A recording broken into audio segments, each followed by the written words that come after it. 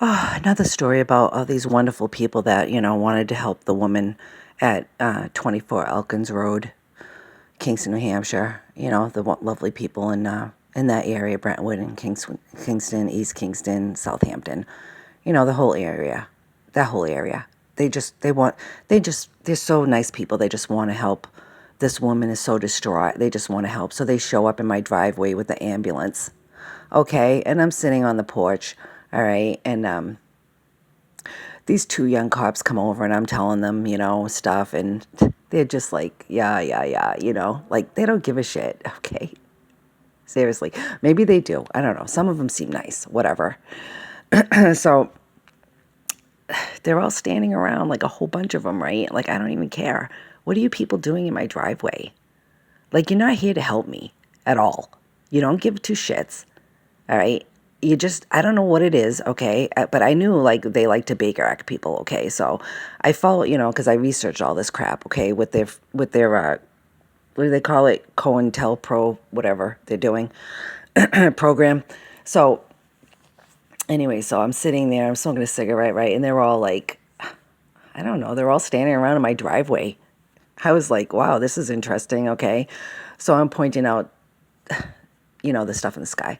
And, And and he's like, I think it was Chief Briggs. He's like, "Oh, do you want to come into the ambulance to get your blood pressure taken?" I'm like, "No, I'm good, thanks." Anyways, right? So then this other cop comes, okay, and he's standing with his buddy, right? And I really think he's a good cop, okay, because once he realized what was going on, he's like, I'm freaking out of here, all right.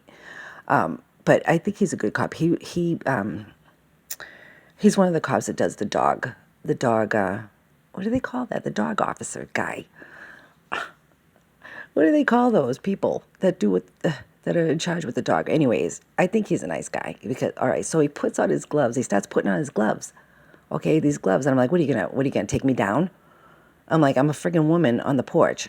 I'm sitting here, okay? And it's like, starts putting his gloves on. And I was like, okay, that's a sign.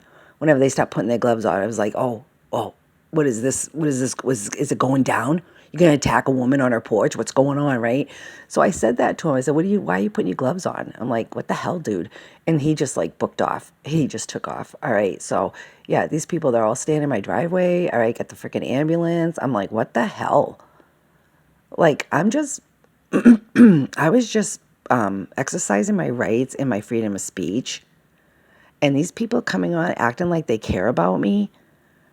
All right. And then I had Mark LePage in my friggin' in my when I was going through the divorce and all this weird shit was happening. Okay, he was coming on, stealing shit on my property and knocking down the electrical pole and doing all this stuff and like nobody cared. All right, so I'm losing my shit in the house, right? And I'm on the couch and they send Mark LePage.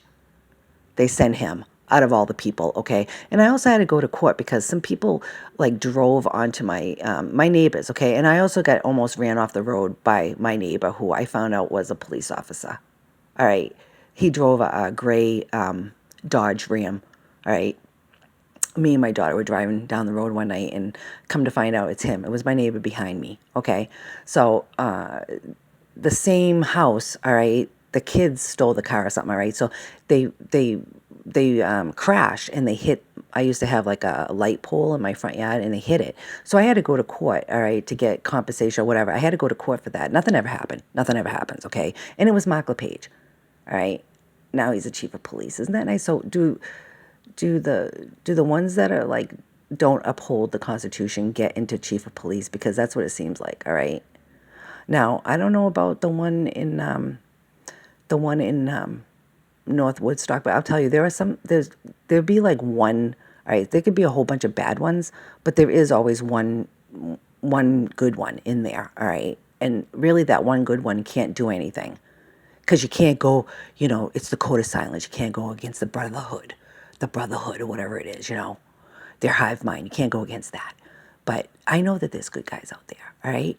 So the one in North Woodstock, okay, I don't know about him. I got a sketchy vibe about him, all right? Try and give him the benefit of the doubt, all right? He seemed like a nice guy, all right? But when somebody comes up to your car and they have this like wicked, like aggressive attitude right off the bat, all right, you're supposed to be working on getting back the public's trust. All right. You're supposed to be working on de-escalation. All right. And it's all about education. All right. You're supposed to be protecting constitutional rights. You're not supposed to be attacking women and their children. Okay? So he comes up to my truck with this like wicked aggressive attitude. I was like, whoa. Like first thing in the morning, I'm going to work. All right. I'm like, la, la, la, la, la. I'm just like totally flowing in the Lord. It was a gorgeous day, right? And all of a sudden he comes out of nowhere and he pulls me over for the light being out. But it wasn't that. All right. That's what they use. They just want to check you out. So I don't know what that's called. Is that called a Terry? I don't know. Is that called a Terry stop? I don't know what it is, but he had an attitude. So I was like, dude, what's the attitude about? Okay. And then when I went in there to talk about the the uh, the guy Damien who gets away with everything for some reason, okay, he he was like, oh, do he's like asking me for my ID and stuff. I'm like, dude, you know where I live? Like, why would you even ask that question? You know who I am. You know where I live. All right. So I don't even know why you're asking that question. It's just sketchy. All right. So yeah, I'm done. I'm done. I'm done. I'm going to keep on talking about it. I have every right to talk about what happened, my experiences that happened. I have every right to tell people what happened. Okay.